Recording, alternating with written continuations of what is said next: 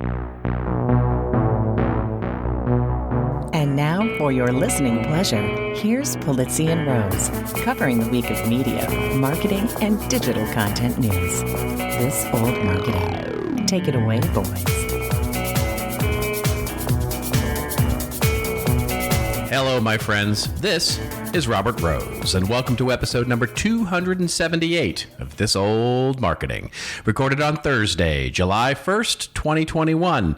And with me, as always, my good friend, my colleague, and a guy who's definitely not as hot as those in Vancouver right now, Mr. Joe Polizzi. How are you? Are you staying cool? Oh my God, have you seen the temp? I talked to somebody the other day in Washington State that said it was 117 or 16 degrees. Is that a thing? Oh, it's crazy. Really yeah, it's a thing, you know, for those of us who live in Southern California, and especially those of us who live in the San Fernando Valley, 117 degrees is definitely hot, but it's not unheard of, right? I mean, it's, you know, it's very, very hot here in the summertime.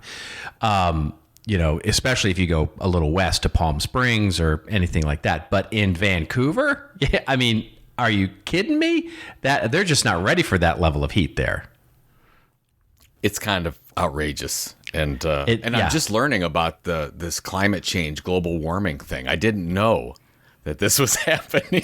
Really? Oh, is this this is news to you? I said, who knew? Nobody ever talks about this. Yeah, really, it's just this whole new thing that we need to pay attention to. Apparently,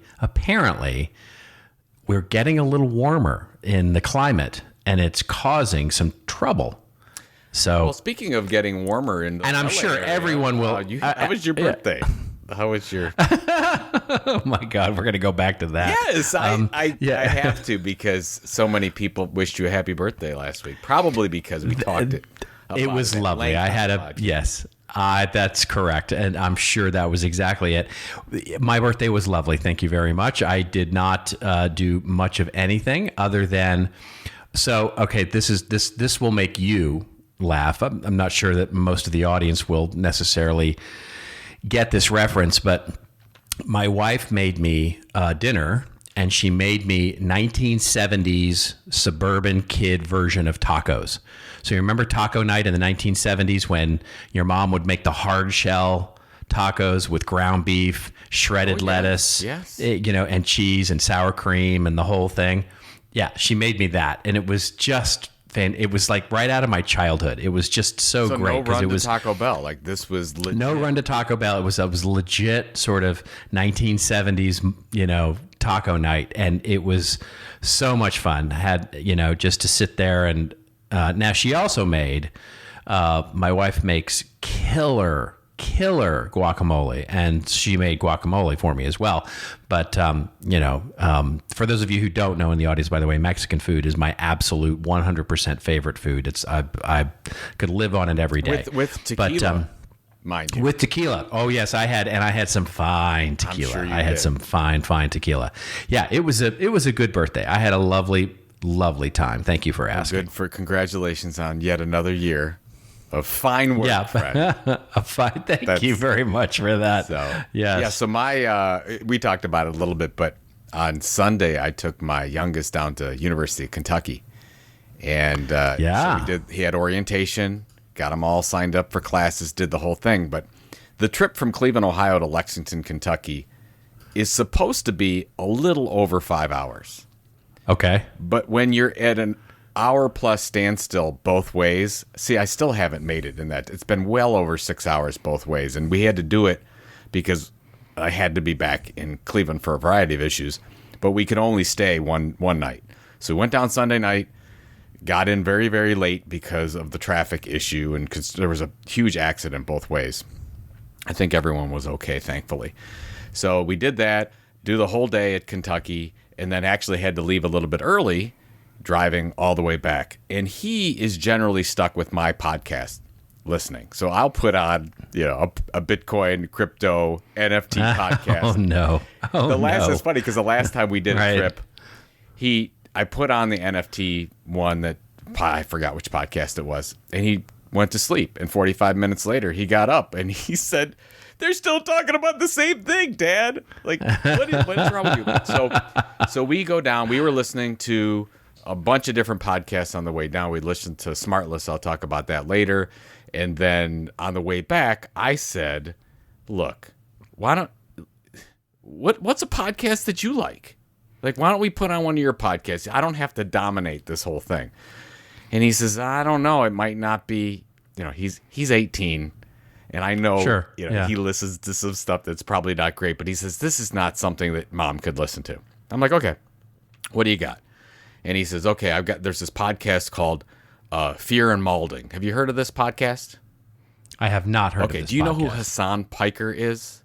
I've heard the name, but I do not. But I'm not familiar. Hassan Piker is one of the most popular Twitch streamers, and he was one of the first. He's actually in the Content Inc. book. We talk about him because he made the switch. He was into politics, and he was one of the first ones to make it on Twitch as a non-gamer. So he streams all day long about political stuff, but he's on the left, not on the right. So he's one of the few. Okay. Yep. As most of them are on the conservative side. So Fear and Malding podcast, it's with this gentleman, Hassan Piker, very popular, and Will Neff. And I don't know Will. This is the first time I've known Will, but I start listening to some of these podcasts, and oh my God, it probably was a combination of the fact that I got slap happy at like hour 4 into the drive, and it started to get dark.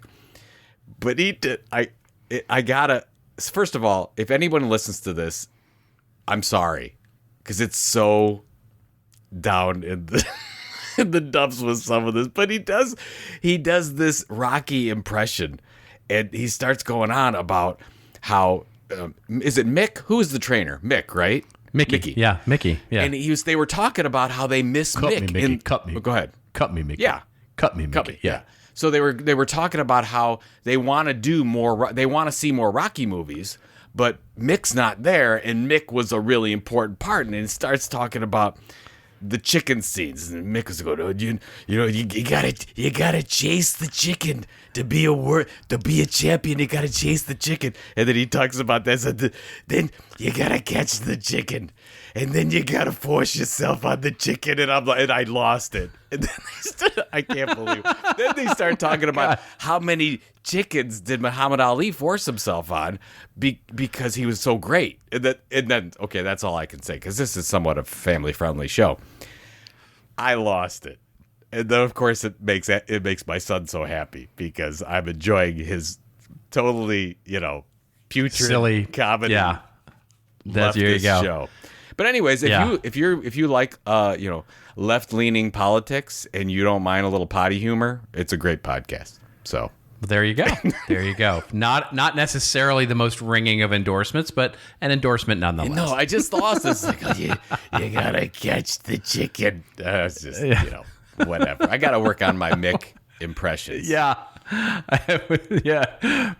Your Burgess Meredith impression. Oh, that is Burgess Meredith. That is what a great actor. That is he was. Penguin. I mean, he was Penguin forever. Yeah. So good. But I am, of course, always remembered him from Rocky 1, 2, and he was in 3, right? He was in Clubber Lang, didn't he? He was. The character died in the 3rd one, I believe. That is correct. No, he died. Yes, he died in 3. Because I want 1, to say 2 we'll get were corrected. both I'm Apollo. sure on social media if this is incorrect, but I believe he died in 3. 1, 2 were Apollo, and 3 was Mr. T. Clubber Lang, I believe.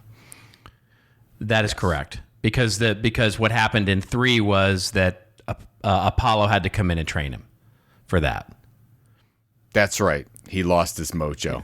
Yeah, exactly. And he had to go out to L.A., and that's when they ran on the beach in their big tube socks. Have you? And no, the best part is when they run and Rocky beats Apollo, which never would happen in that sprint. There's no way that's happening. And then there's no way he beats him, and then they start jumping and frolicking in the water, which is one of the weirdest scenes in movie history. And you're looking at that like, why are they're frolicking in the water? Yeah, and well, it's not any. That scene should not have been in there. It's the most 80s thing ever with Eye of the Tiger, and it's so good. Okay, last thing on this one. Do you like? Have you watched the Michael B. Jordan Rocky movies, the Creed movies? I have. Oh my gosh, they're You like they're, that? Well, I'll say this. I think they're fine. I Michael B. Jordan is just an amazing actor. I mean, he's just so good. And I can watch him. He's a little bit like Denzel to me. It kind of doesn't matter what he's in. I'll just watch it because his performance is always so great. So the movies themselves are like, they're kind of, they're kind of formulaic, That's the great right? word. You know exactly how it's going to. You know exactly what's going It's still on, good right? entertainment. Right. Here's the scene where he gets really mad at his significant other because she doesn't believe in him. And, it's like, okay, go ahead. It's like that. Right. So, but he's great in it, So, yeah, I like him. Okay. Well, before we go on, the last thing I would want to say while we're on the movie topic and the importance, it does have to do with our show here, the importance of consistency in movie creation. F9, Fast and Furious 9 came out, right? Yes, last week. Yes, right. The world did not need that, but yes, it did come out. It did. It's the second or third, maybe the third largest movie franchise in history. I know. It's very popular. But a lot of that has now to there's do- a movie I can't get behind. I've never been able to get behind any of those movies. I mean, part of it is the fact, and we've talked about this on the show before, is that I just have no love for cars at all. And if you don't have a love for cars, movie's not really going to resonate with you. But you don't like action films just, mostly either. I do love action films. I adore action films. With exceptions, right? But And from like the Fast 60s and Furious and would 70s, definitely not like new action. No, not necessarily. Good Lord, the age thing again. I know it's terrible. That's all I got. Yeah. That's all I got. Yeah. I come back to the same jokes every time. Just, whatever. It's easy. It's low-hanging fruit. Although there are some great action movies from the 60s and 70s, right?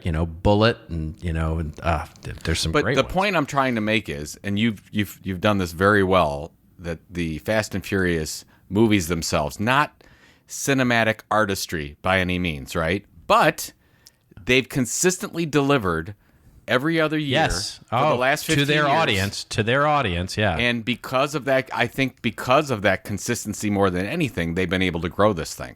And I think a lot of people discount that, because the second Fast and Furious was more popular than the first, and then it's almost like when you write a novel, your first novel usually doesn't do well, but it'll do great if you keep writing novel 2, novel 3, novel 4, and you've seen that happen with like John Grisham and Tom Clancy and those types of things, where they're not necessarily a hit the first time around, but you keep writing and the consistency draws those other ones in.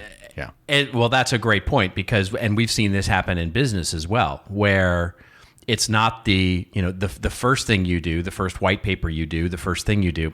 But if you build a series out of it and you start delivering consistency, you've got the third becomes your hit, as it were, and the halo effect that you get around that for making the second and first more popular as a result, is a real thing. And what you're talking about is happens all the time in movies where, the first Iron Man was not that big a hit.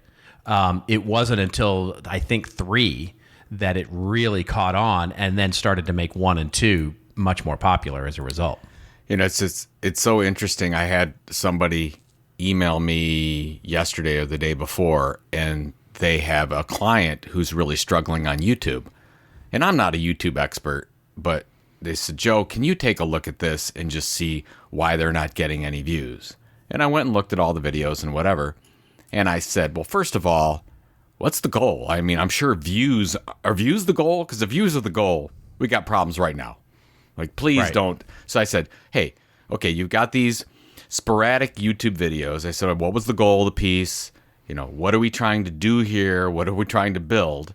And then I said, without a consistent show and format, because it wasn't. It was just a video here, a video there, and they're very disgruntled off the fact that they're not getting any views.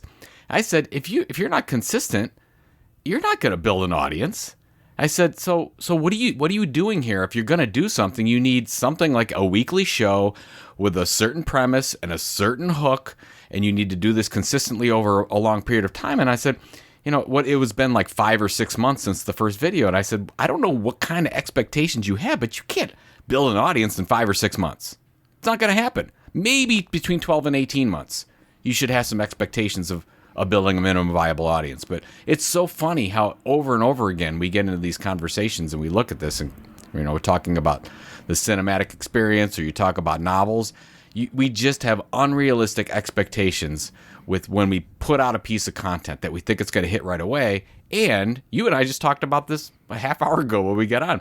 They don't think about the marketing of the content beforehand. Right. They think, hey, I put it on YouTube and YouTube's going to do the work for me.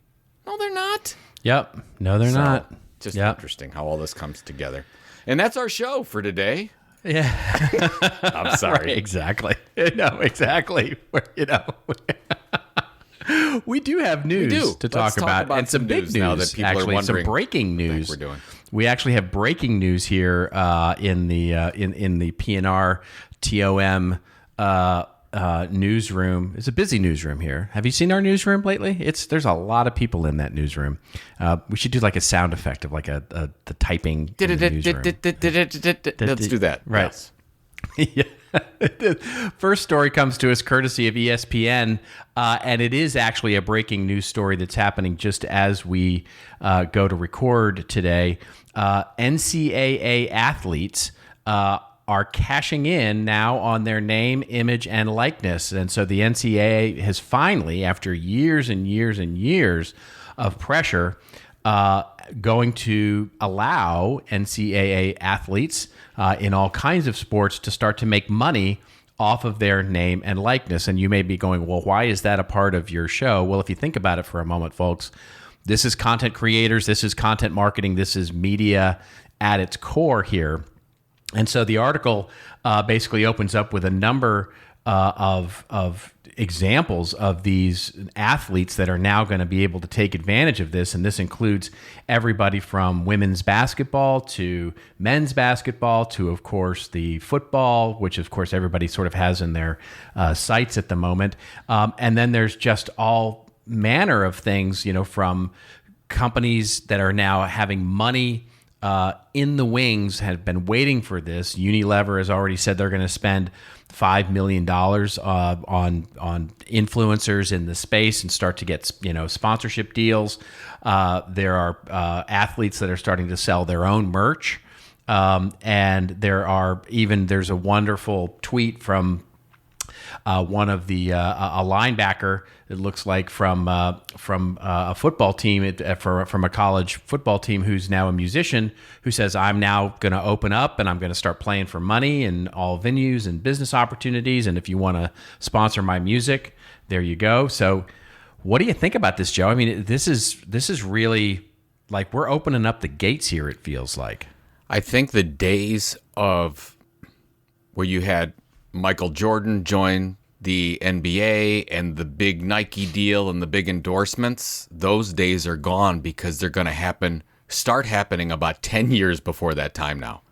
I mean, if you think about it, if you have a goal and you want to play professional sports or even competitive collegiate sports, you start working on your brand image at 12, 13, maybe 9. As you're going through, because that's all going to help you build a business long term. So I guess the way that I'm looking at it is I'm looking at this NPR article, and it says this is going to apply to 3 divisions, college divisions, and 460,000 athletes. These are 460,000 athletes that have multiple platforms on the web that they need to start developing consistent information. Not all of them, but a good portion of them will do that. And they can now support themselves as a small business. You've just created the opportunity for almost 500,000 businesses to start. I don't think a lot of people are thinking about that. But that's exactly what's going to happen. You've just said, oh my God, let's open up the entrepreneurial floodgates. Now, you could talk about whether or not this should be done or shouldn't be done, but now that has, we can't talk about that anymore. This is happening, and once you open this door, there's no going back. And now you get to your point. Unilever, that's right. Nike, Or just think about what I think everyone, to your point, is talking about the men's college basketball player, women's college basketball player, men's college football, probably the biggest opportunities. But look at lacrosse, look at volleyball, look at the different opportunities where you have a number of brands that want to reach that audience and a number of the people that follow those college athletes. It's going to be amazing to see this. This take off. It's going to be, and boy, I worry a little bit about this. And you should. We should. That's what I'm saying. There's going to be.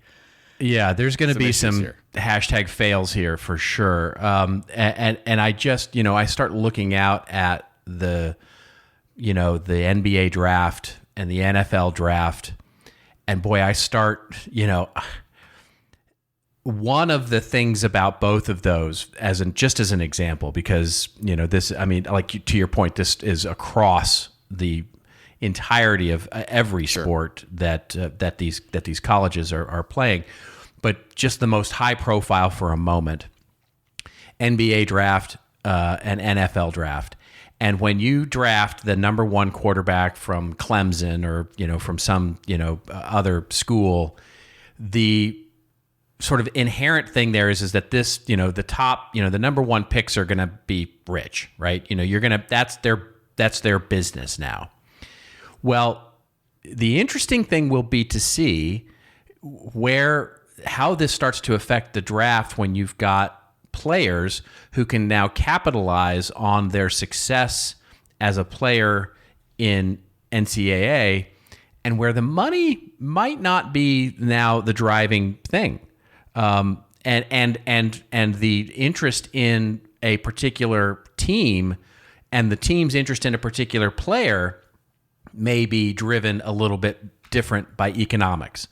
In other words, if you've got a number 15 or 16 draft prospect, let's just say, just as an example, but they've been killing it in the sort of in the market for content or influencer as space, an influencer, in whatever it is, does that up their draft capital with a team? Yes. In other words, and absolutely it does, right? I mean, if you start to get a marquee player who's driving media dollars and driving audiences in a very similar way, and this has happened here in Hollywood to a large degree, where casting decisions, and I know this for a fact because many of my friends here in LA have told me this directly, casting decisions these days are in many ways just about how many followers you have as it is to your performance in the audition. So if a new show can cast someone, and the choice is between two actors who one has, okay, and two is the okay performances, but one has 2 million followers and the other has 0, guess who's getting cast? And that same idea is going to start to take place in sports as well. And so it's just going to be very, very interesting to see this because it just adds a new wrinkle to competition, in good and bad ways. And I think there are, I hope that people take this with the both of those things in mind. So anyway, it's a cautionary tale waiting to happen. But you're right. I think that the determination on talent alone, not that it ever was just talent alone, but of course not. There's some really name recognition thing the there other too. direction now. And I mean, even with the Cleveland Browns, you could make, when they chose Baker Mayfield as their quarterback, it was a number 1 pick that year. You could have made a case that he was the 5th or the 6th best quarterback in that draft. A lot of the reason why he got number 1 was because he was a favorite. He marketed himself better for whatever reason, and more well known than the other quarterbacks.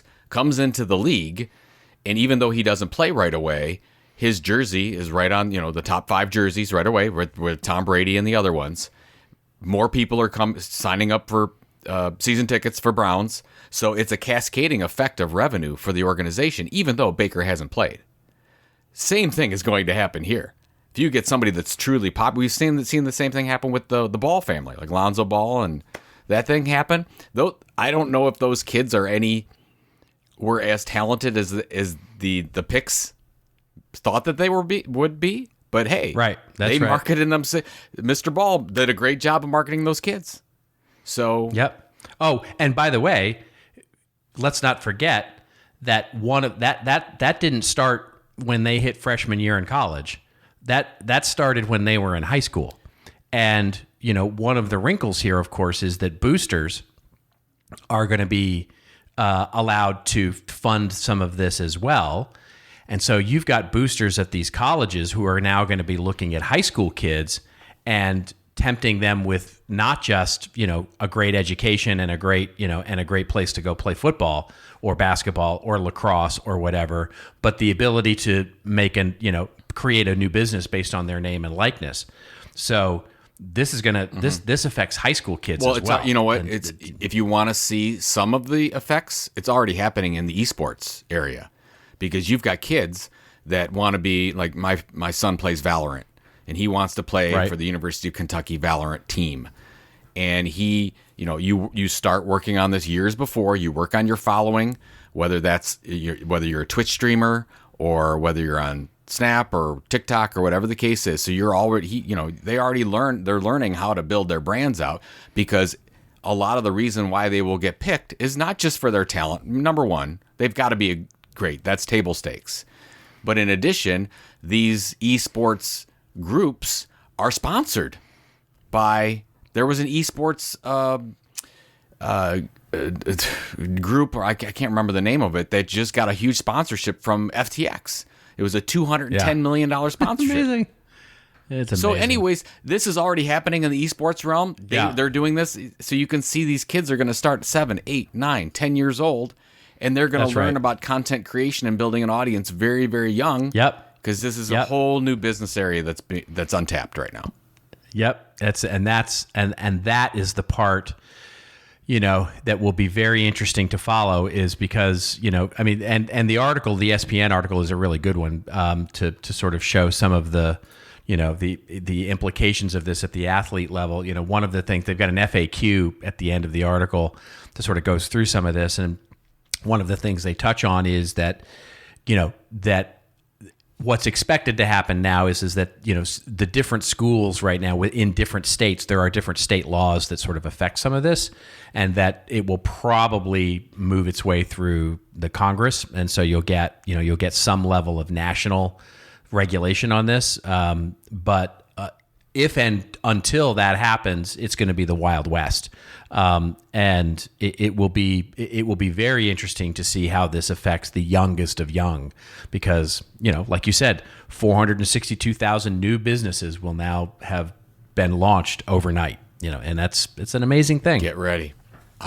It's exciting and scary at the same time. It's exciting and scary at the same time. But I do like the fact, if there's anything that I like in this whole thing, it's that the content, I'm thinking about these athletes as content creators now, which maybe I shouldn't, but that's what I'm thinking about. But they're able to take more advantage and more control over the choices in their lives, because they'll have some diversity of revenue, they'll have more options and opportunities, and they won't just have to go through the traditional way of, I have to go to a big name college, and then hopefully I'm good enough, and then I can go pro, and whatever that means.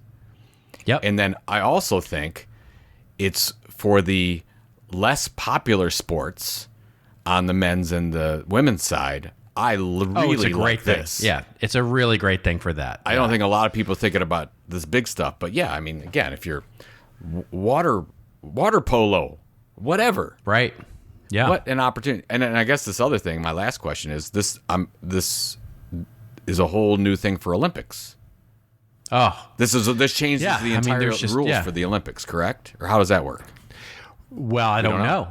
I have not seen any clarification on that, but it would seem to me that it would disqualify any of these athletes from participating. Like that, if they participate in getting paid for their likeness and name, etc., I'm assuming that that's going to basically make them, quote unquote, a professional in the eyes of the Olympics and the Olympic Committee. And that would disqualify them from participation. I don't know I'm making that up because I don't know. I mean, the answer to that, but does getting revenue from places disqualify. I don't know. That's where they're going to have to make this. I think it's. If anybody knows, this old marketing hashtag. Let us know. Any Olympic experts out there, we would like to know, because we don't want to look it up right now.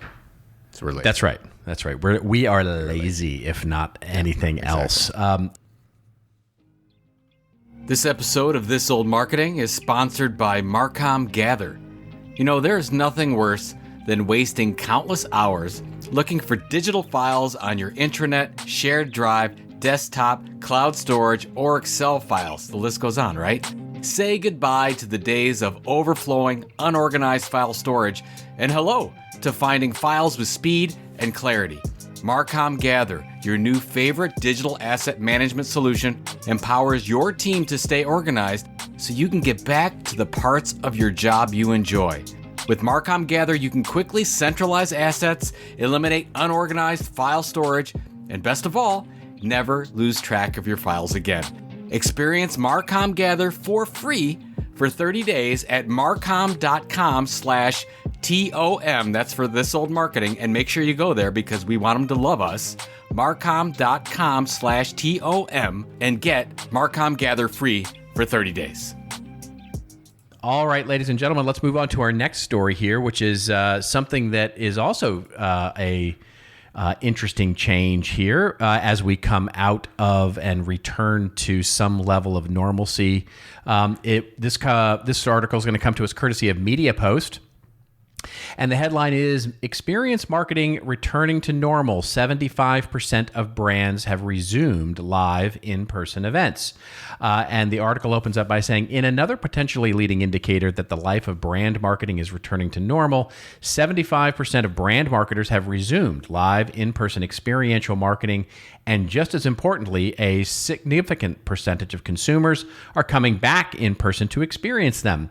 Those are the findings of an analysis being released today by experience relationship management firm AnyRoad, which is based on about 3 million unique experiential records from consumers engaging with more than 400 brands across 90 countries, primarily in the US and the UK. While the analysis is not a census of all brands and their consumers worldwide, AnyRoad's client base includes marketers such as Budweiser, Diageo, Honda, Nestle, Tabasco. It's a representative snapshot of some leading brands' live versus virtual experiential marketing status. And it goes on to sort of talk through some examples of that. For example, Diageo offering distillery tours, Home Depot offering DIY workshops, Michael's, the sort of craft store, offering in-store or virtual arts and crafts classes, Budweiser offering online or virtual or in-person brewery tours, et cetera, et cetera. So I feel this as well, Joe. I don't know. I don't have the data to show like this, but it feels very much like I have noticed a lot of, anecdotally, virtual events that I would have normally been invited to or normally been part of have actually have basically said, hey, listen, we're going to delay, we're going to wait till either end of this year or early next, because we're really not interested in doing anything virtual anymore. We're looking at doing in person. Have you seen the same, or what do you think?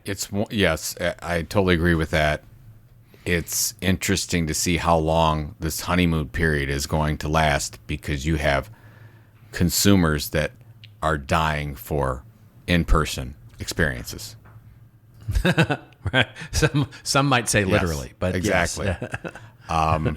So this is more than normal. Whatever normal is, right? More than normal. We want to get out. We've got this, there's this pent-up demand for an in-person event. And the chart they show in the article, where they've got, you don't even need to see the numbers. It's happening, where you've got virtual events going down and you've got in-person events doing hockey stick growth up. Yeah. So this is going to continue for the next 12 to 18 months, in my opinion. And if I'm a brand right now or a small business, I'm putting another 5 to 10% into the in-person events bucket, because it's gonna be boom times for the next year, maybe more. I think that's true. I the interesting thing for me is how many companies I see swinging back instead of doubling down. Again, maybe that maybe not the right way to say it, but what I mean by that is it's the same mistake that we seem to always repeat in the digital world as these crises unfold, which is the digital, because it's not as intimate, because it's not as personal, as it were, we default to that only when we have to. And so what I see a lot of brands doing, and again, this is anecdotal, I don't have like a research data on this, but from my anecdotal observation, I see a lot of companies that went hard into digital and creating these digital experiences to act as a proxy in many ways for these physical experiences that they were trying to create. And, these B2C companies that they mention are among these. But now that we're coming back to the physical, well, they're not saying, let's continue to improve our digital experiences. They're saying, yeah, those were fine while we needed them, but now they're letting them go again, right? They're sort of saying, we're going to move all of our resources and efforts back to physical. They're swinging the budget and the resources and the strategy pendulum instead of saying, great, now let's re-add and let's figure out how do we actually differentiate using both or incorporating both and keeping what we want to keep out of the digital experience. And they're basically figuring out how they can actually reduce all of their digital experiences now so that they can actually make room for these physical experiences because they seem to be competing with one another. And boy, do I think that's a mistake. It's interesting. That's a great take because you're basically saying, last year, let's put the digital Band-Aid on, and now they took the Band-Aid off, and they're just trying to go back to normal. Right. And you're saying, boy, yeah. And if you would... did we learn nothing? Yeah. I mean, did we learn nothing? We did, right? Yes. I mean... We learned nothing. Yeah. We absolutely learned nothing because... And I don't fault anyone. I mean, hindsight is 20/20. No. Yeah, you're right. Oh, okay, now we're gonna do this virtual while we can. Well, here we don't know how long it's going to be, but you're right. If the content marketing team got together and said, all right, we don't know how long. There's a lot of questions we don't have answered, but what if we focus on this as a long-term experience, digital experience, instead of just whenever it comes back, it comes back. And that's what you're saying, right? That would have been a huge opportunity because now you've got multiple platforms instead of just, I'm done with the virtual thing. How do we take it to the next level? You know what I mean? In other words, instead of looking at through the, this, I mean, I don't want to, I don't want to get all sort of esoteric and, Marshall McLuhan-y and all that, but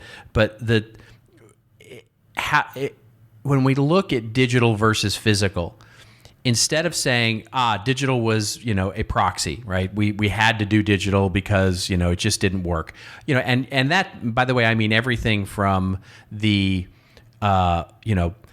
pick it up, the direct to consumer movement, in terms of retail and how you went to the Best Buy and you sat in the parking lot and you had your text, and all of this. That was all digitally enabled, right? And, and not that Best Buy, I'm not throwing Best Buy under the bus here, but those kinds of programs are the ones that I'm seeing get killed now and replaced with, hey, the store is open, right? And so let's go back into the store and forget about all of those digital experiences that we created, many of which were really, really great. And again, I'm not mentioning this specific experience because I know something about Best Buy that they're killing that program or whatever, but I mean, as an example of that, I see many companies killing some of these new initiatives that they launched in 2020 to act as a proxy for some sort of physical, whether it's e-commerce, whether it's content marketing, whether it's some sort of customer how-to experience, training. All these things are now the brands are going, yeah, that was neat while we needed them, but we don't need them anymore. And so let's just, in some cases, let's let them be, or let's see how they perform or whatever. But what we're not doing is saying, hey, now that physical's coming back, how do we change this digital experience to take advantage of the physical and make something even better, evolve it into even something better than that? And That's the missing piece that I see so often, which is we still have this either or, right? We still have this, it's either got to be physical or offline or online. And it's just not that way anymore, right? What 2020 taught us was that both things, it's intertwined, inextricably intertwined now. And so how do we actually take that to the next level and learn from what it is we had to do in 2020 and actually do something really interesting? I don't know what world you're living in that you think that Right, with the exactly. campaign mentality of most organizations, along with the budget buckets, it's very hard to do what you said. It is I very agree hard. with you. Yeah, it's very hard. I agree with you, but normally you're going back on a different budget cycle with a different group of people. You're moving some money around. Yeah. It's the short-termism, right? I mean, which we just talked about before. We think, this is what do we need to do this quarter?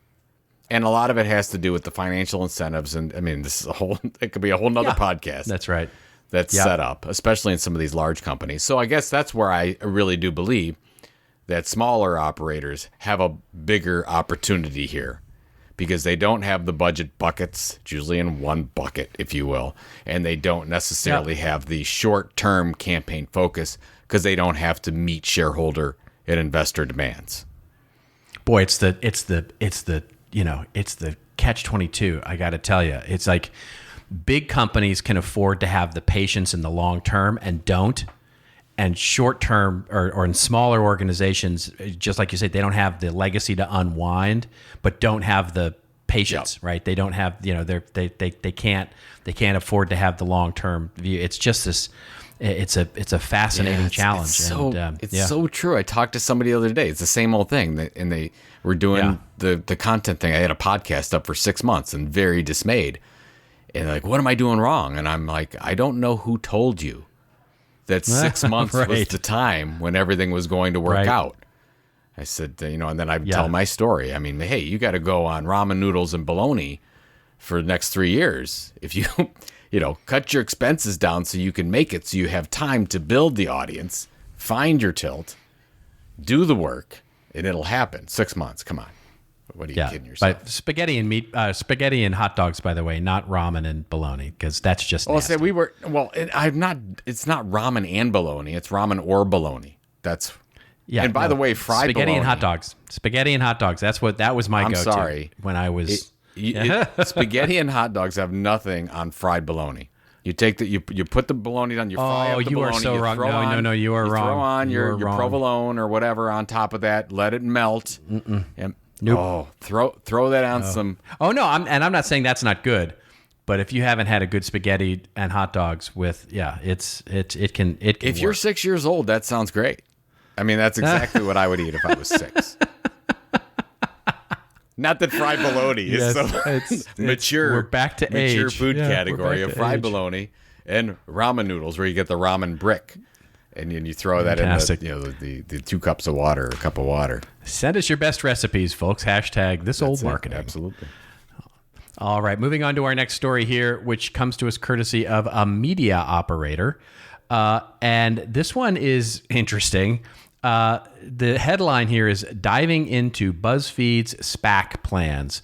And if that headline wasn't confusing enough, let me confuse you even more by reading you the story here. In a major win for CEO Jonah Peretti, BuzzFeed announced last week that 13 and a half years after launching, it would be going public via a SPAC. This is according to the Wall Street Journal.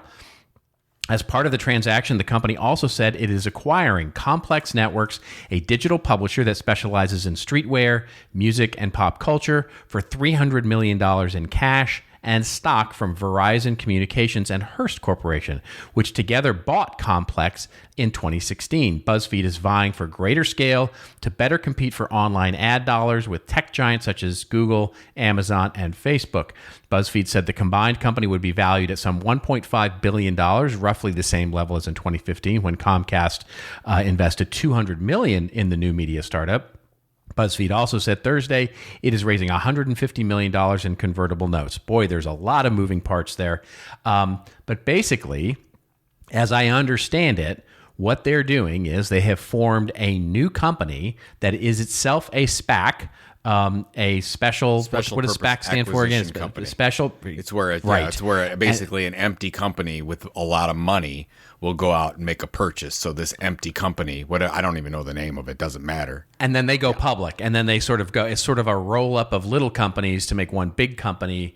That basically that goes public, and they share all the costs of going public, and so ultimately it's a weird thing. It's almost like a very obscure ETF where you're ostensibly investing in lots of little. Well, not necessarily. It could just be one. It could just be one company. I know. It's all. You're basically sidestepping the IPO process. That's right. That's exactly right. You get somebody with you get some kind of management team with a lot of cash, and they go out and they say, okay, we built this shell, and the shell is going to be valued at $10 billion because that's how we valued it for whatever reason. Right. And then they go off and say, that's the company that we're going to fill, and then you fill in the financials from that company. There you go. Yes, exactly. Right. Nothing shady about that there at all. There are some shady SPACs going on. Yes. Yeah. So what do you think about that? I mean, we've talked about Buzzfeed for so long in this, show. Yeah. Congratulations, first of all, to Joe Peretti, because he's been wanting to do this forever. And finally, the SPAC seems to be the model that now he's able to do this. If you go into the article from a media operator that you were talking about, Robert, the numbers seem very unrealistic, growth numbers.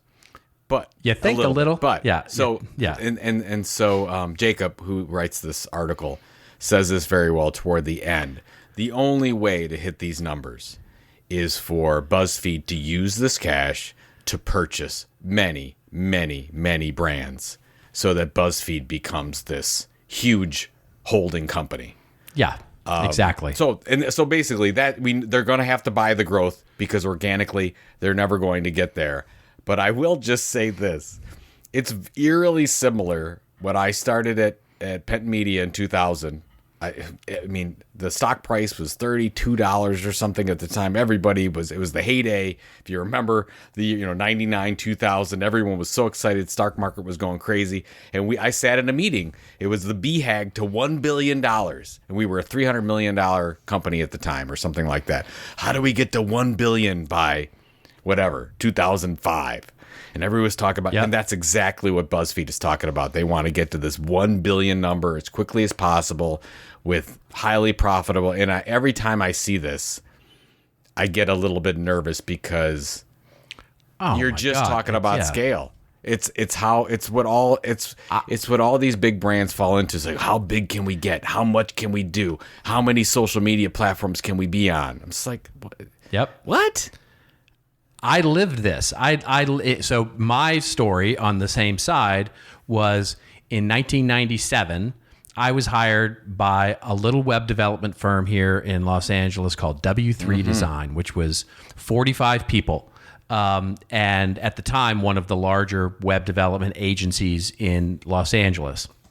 By the time I moved, because I was living on the East Coast at the time, by the time I moved back to LA and got there, they had actually been acquired by a little company called US Web, which US Web, for those of you who are old enough to remember, was a roll-up. It was basically the 1999 version of a SPAC.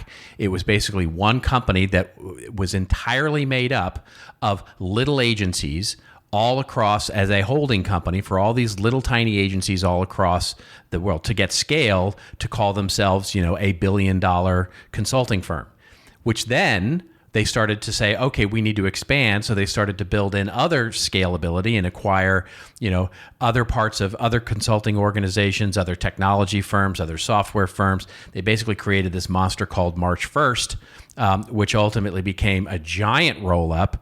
That went public, and they took that company public, and of course, never did anything other than operate 2,000 little companies across the, and of course that went about as well as you think it might, and it completely imploded, and it's just not a terribly successful model. It just doesn't work very well, and the reason it doesn't work very well is because all these little things don't work well together. You can't get the economies of scale that you think you can. You don't get the economies of scale, right? You get the bean counters to look at it, right? They're like, oh yeah, we can save money here, but when it comes down to it, It never happens that way. It never really works out very well for these things. And you can see it now happening with the holding companies in the ad agency world, right? All of those companies are operating ostensibly independently with each other, and in some ways competing with each other in some cases. But they've all now started to either, become, really the only good performance that any of those companies have is when they actually get some of the economies of scale in financial systems, big deals that they make. But there's a movement away from that right now, and brands are recognizing that this, AOR relationship with these big holding companies isn't what it used to be. And negotiating those deals is, in any event, this rarely works out well, but I do congratulate Yeah, I mean, basically Peretti for getting it done. They now will have, once this goes through, they will have the funds to purchase a lot of things. So maybe for all of you publishers out there, for all of you small publishers out there, get ready for a doorbell ring from Jonah Peretti saying, "I'd like to buy your little publication." Yeah, if you're like a $10 to $20 million organization and you're throwing off about 30% profit margin, they're going right after you. It's coming your way. Because they need the profit. That's right. If they want to make the 25% EBITDA promise that they they don't even need the profits. They just need the revenue. Well, they need the revenue to fool the market that they're actually market cap where they should be. The problem is that in the investor presentation that they have, they actually talk about, I think it's by 2024 or something, that they're projecting a 25% profitability on that, and they're like 4% now. So if they're going to do that, they organically have to purchase profitable businesses. They can't do it by revenue alone. Right. But they need to, in order to increase that average, they need to be purchasing companies that are averaging, 60 and 70% margin. And those companies don't exist. And if they do exist, they're certainly not getting bought. They exist. You know what I mean? Really small ones exist. So if they do that, when you have one or two creators, you can get, let's say have, just digital only businesses, low overhead. They could buy about 1,000 of those suckers, and they'll be just fine to it. I'd hate to integrate all that, but hey, whatevs. Yeah. Good luck with all of that. Is basically the message there. In any event, we should probably move on to our rants and rave section, where Joe and I go off on a little bit of a rant or a little bit of a rave that makes us feel like we're living in Vancouver or living in the subtropics somewhere where it's nice and cool. Do you want me to go first? Do you want to go first? I got a rant and a little bit of a rave. I'll end with my rave. How about that? Fantastic.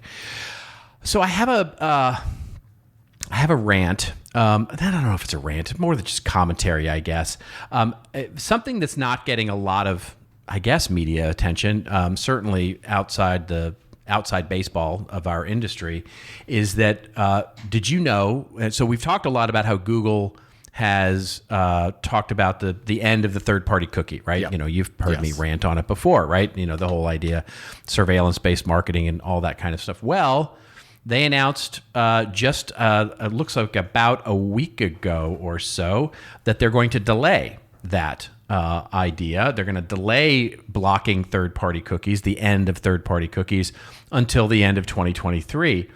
And the general tenor, the general sort of what you're seeing out there on social media, much, I'm sure, to Google's joyous PR firm, is a big sigh of relief that says, oh, goodness gracious, we're not going to be ending the third-party cookies anytime soon, and that's wonderful.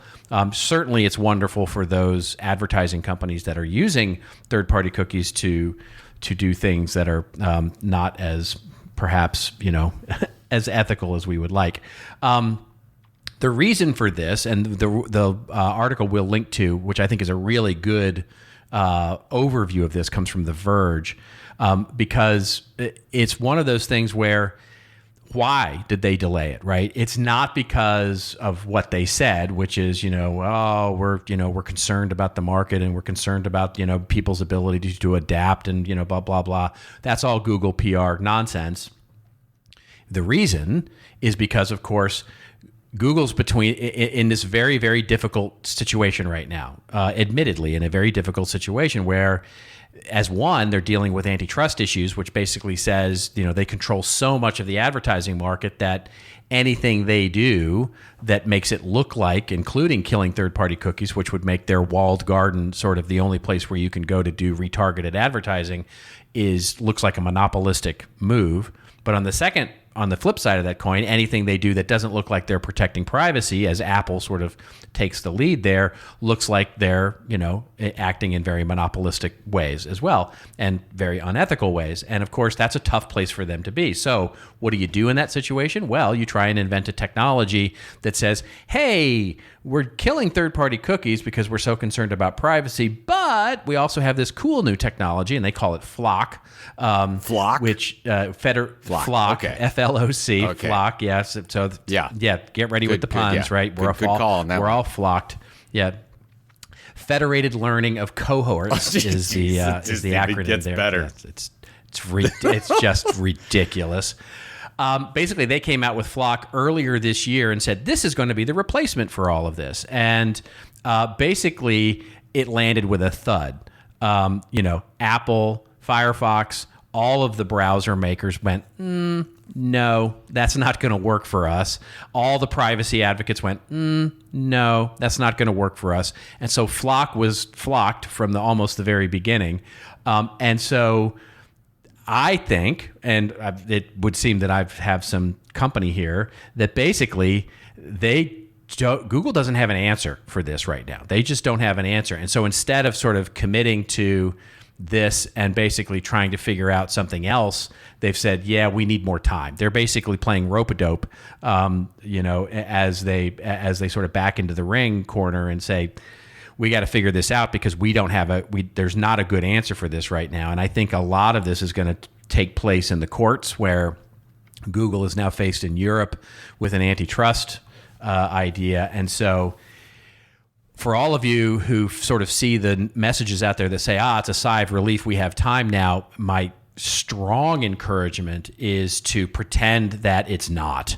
Get ahead of this while you can and start figuring out your first-party data strategy, and figure out how you're going to deal with this, because it's only going to get more complex and harder from here out. So use this delay not as but use it as a pressure to say, okay, we need to figure this out. That's my commentary or rant on that. My little quick rave is basically from Marketing Dive. Have you seen the Budweiser July 4th ad? I have not seen it, but I will watch it as soon as this show's done. It's really fun. It's just fun. We, in a time that we could really use just some fun. And so you're familiar with Bill Pullman's presidential speech in Independence Day, right? The movie, which of course is so famous.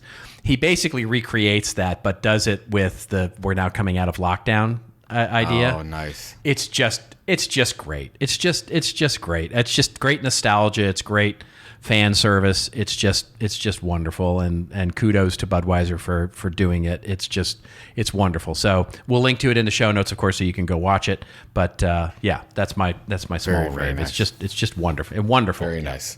So my rave is, you might have heard, maybe you were already listening to SmartList. Have you listened to the SmartList podcast before?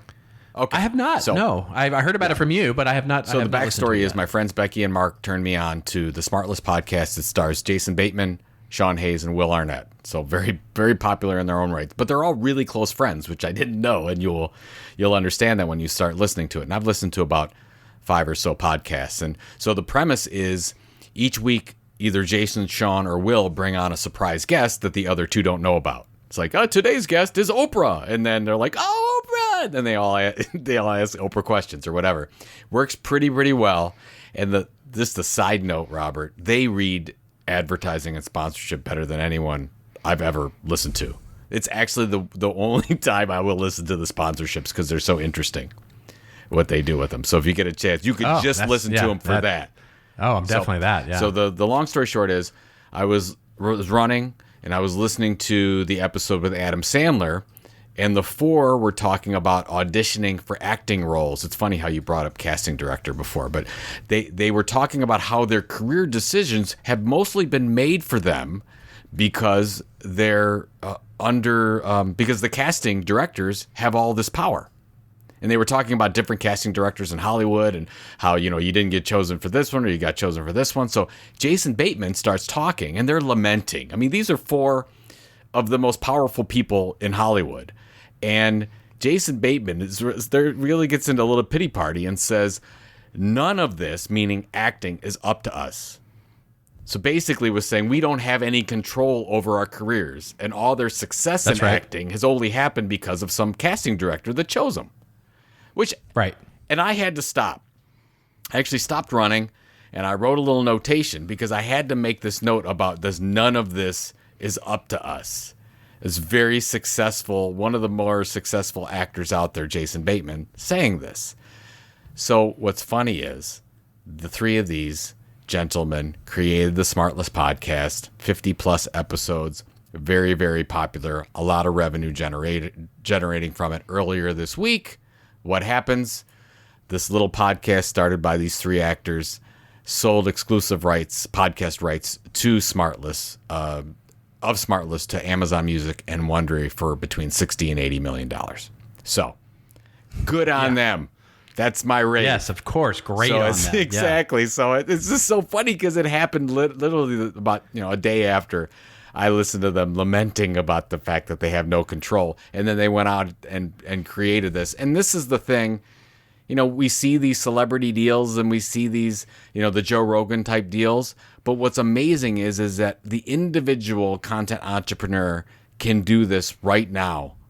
And it's happening right now. And we're just not hearing about it. And that's what I love about, the little industry that we're in, that you have the options of financial stability and independence that we've just never had before. It's a great case study and a great template for us to look at, and the funny thing is, of course, it's the irony of what you heard them talk about, which is as actors, they have no control over their success because it's all based on a popularity contest and casting directors who put them into things. And that's true, but I would argue for a while, until you reach a certain level where you start dictating, right? Where and they're all at that sort of character level, where it is, they all still audition. They all still, go out for things and they're at that level. When you're at the Tom Cruise level, it's a whole different ballgame, he's calling. Well, even Jason Bateman was saying that he doesn't feel that way anymore now that he's doing more directing. So he's making a lot of these choices himself. So he's turned the tables on that. But he basically said for 20, 30 years of his career, he's doing, 6 auditions a week and he's trying to get a gig. And after he was talking about the failure of Teen Wolf 2, he just couldn't make a comeback. Nobody wanted him. So it was interesting. And the key there is it goes back to it's a wonderful lesson that I actually learned from my friend Mike Weiss, who was in the entertainment business for a long time. And just one of the things he told me was in the early days, he said, whenever you can, he said, use your juice. He said, whatever juice you've got, use it. He said, because that's the key. And what he meant by that was whatever juice you end up building up, right? Whatever little brand you get, whatever platform you have, whatever company you're working for, whatever friends whatever networking you have, that's your juice. And you have to use it. And so that's a great example of where Jason Bateman and those 3 guys are using their juice. They're using, they didn't buy the podcast because the content.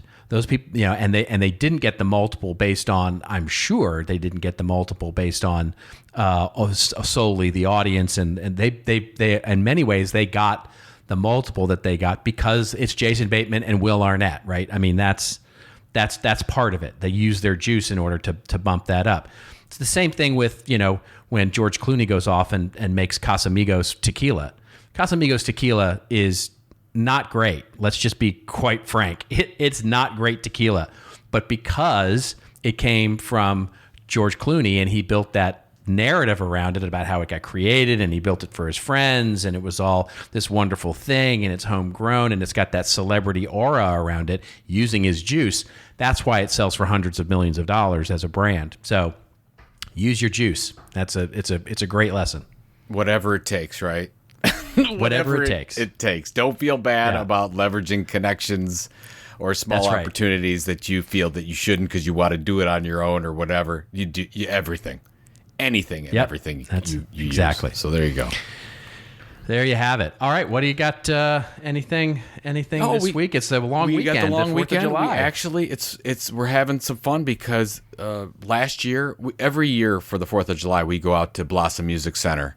It's in south of Cleveland, and we listen to the orchestra, and they play fireworks, and it's a big deal. We've been doing this for many years. We always take about 16, 17 people out there with us, and we weren't able to go last year. So, of course, this year we're able to go. We sit on the grass.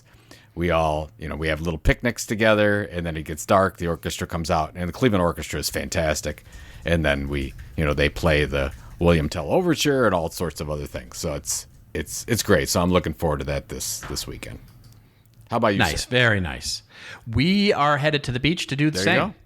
We have a little place up in Montecito, which is just near Santa Barbara. For those of you who don't know California, and we'll be up there for the long weekend, sort of enjoying the beach, enjoying some time away from the screen, all that kind of stuff. So yeah, wonderful stuff. Perfect. Well, enjoy. You deserve it now that you had that traumatic birthday week. Yeah, thank you. Yes. All right. Yes.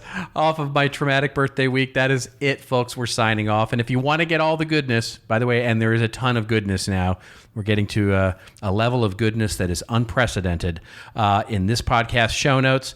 Or if you want to just dive into any of the other 277 episodes, it's July, people. I mean, it's amazing. It's July 2021. We're 277 episodes into this thing. Head on over to our website, won't you? ThisOldMarketing.site. We got all kinds of wonderful stuff there. And of course, we want to thank the good folks at Radix for powering our ThisOldMarketing.site. That's ThisOldMarketing.site. And if you want your own .site domain, get over there to Radix and get yourself a .site domain. And until we meet again, remember, it's your story to tell. Tell it well. We'll see you next week on This Old Marketing.